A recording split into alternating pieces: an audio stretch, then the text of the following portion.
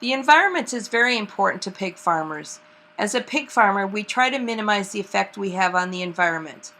One of the ways we do this is to manage the waste pigs produce. As you can see from the video, pigs walk on cement slats. The slats have narrow openings which allows a pig's manure to fall through into the pits. Pits are about 8 feet deep and are made of cement. Cement doesn't allow any of the manure to leak into surrounding soils. We replace nutrients the crops use during the growing season by applying natural manure to the soil. In fact, we feel manure is a superior product to commercial fertilizers, and when you think of it, it is the ultimate recycling program. In order to haul manure on our farms, it does take some equipment.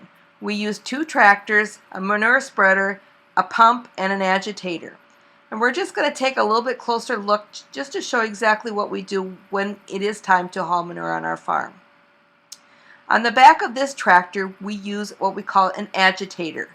An agitator is put down in the pit, and think of it as a big kitchen mixer. It just mixes the solids with the liquids and makes it into a more consistent form.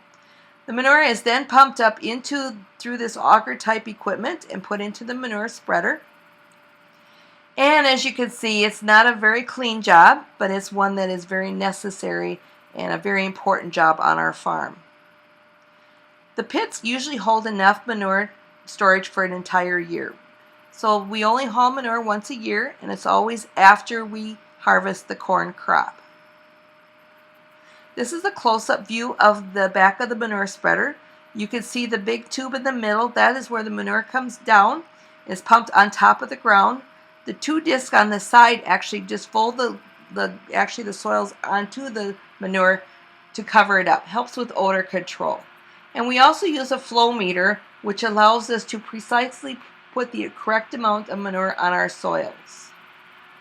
And with that, I'm going to leave you with the sights and sounds of what our tractor manure spreader looked like during the fall, going through the fields.